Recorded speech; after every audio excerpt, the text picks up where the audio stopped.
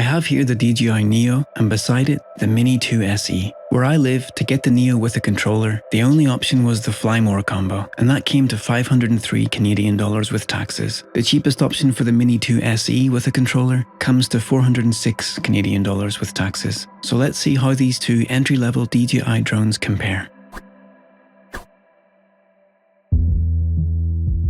I think of the Neo as tiny compared to the Mini, because if I include the edges of the props when spinning, there's a big difference in footprint, but when not spinning, the Neo is only slightly smaller, and when the Mini is folded up, it becomes half the size of the Neo. So for carrying in a bag, it's actually the Mini that takes up less space. It is roughly twice the weight though. What I much prefer about the Neo is that the props are completely enclosed. It's faster to get airborne because there's no unfolding required, and I can get shots like this that I'd never risk with the Mini because the props would almost certainly hit a branch and take my drone down. The Neo can go into spaces that the Mini can't, and if it does bump into something, there's much less chance of being damaged. And that's why I would make the Neo my main go-to drone, if it weren't for the video quality.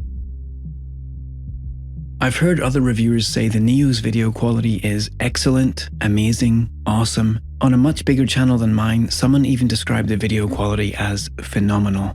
And everyone has a right to their own opinions, of course, but I think that's a bit of a stretch. In my full review, I said I was disappointed with the video quality, and I said it's the worst looking footage I've seen from a DJI product in a long time, and I still think that's true. When I play back my shots on anything bigger than a phone, it just looks so much worse than any of my other DJI footage from any of my DJI products. I need the brightest of sunny days to get decent shots, and even then, it doesn't look like 4K. The detail is quite low, and some parts of the scene sort of warp or wobble sometimes. Shooting near dusk and dawn for those nice golden hour shots gives me footage that looks super soft and grainy.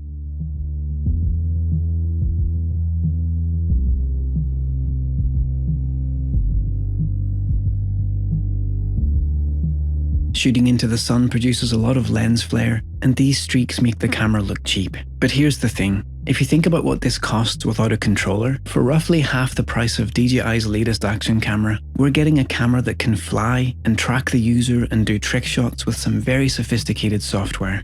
It can do most of what the Hover X1 can do, and that's a more expensive product. The Neo gives us some really nice features for relatively little money. Unfortunately, camera quality just isn't one of them. My real disappointment comes from the fact that I know they can do better. Put the Neo's 4K beside the Mini 2 SE's 2.7K, and we should expect the Neo's higher resolution video to look better, but it's actually worse, producing something that looks more like 2K or upscaled 1080p. I don't know which sensor they're using in there, but I know it's being cropped heavily to get that digital stabilization in lieu of having a better gimbal. But when they say the footage is 4K, yet it has less detail and looks more mushy than the Mini 2 SE's 2.7K, something isn't quite adding up there. And my guess is that the stabilized footage is actually much lower than 4K and being upscaled to appear as 4K for marketing reasons. As for the Mini 2 SE, its video footage looks better in every situation, and because it has a 3-axis gimbal, the shots are a lot smoother, more predictable when panning and tilting, and more stable in any kind of breeze.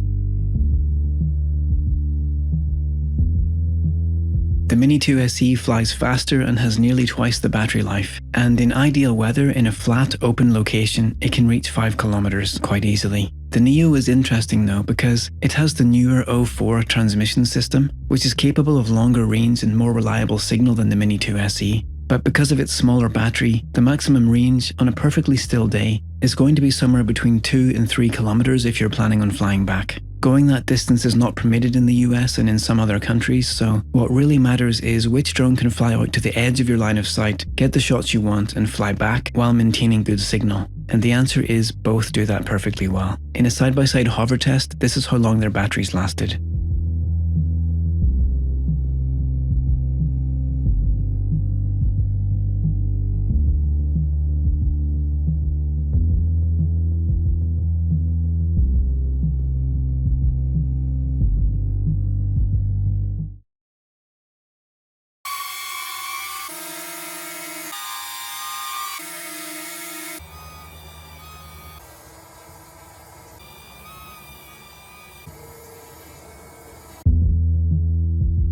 Here's where the Neo comes out ahead. It's much more versatile than the Mini 2 SE because it can do more things. It can fly with a remote, or with a phone, or without any controller at all. It can follow from behind as long as you stay below 15 miles or 24 kilometers per hour. Tracking from the front is broken currently, but I'm sure DJI are working on it. It can do the usual circle shots and dronies automatically, and it can pair with the goggles and FPV controller and act like a mini Avata. The Mini 2 SE, on the other hand, is just a camera drone, so versatility goes to the Neo, whereas the Mini 2 SE is more of a one-trick pony. It just does that one trick really well. The Neo does a lot more tricks, it just doesn't do any of them especially well.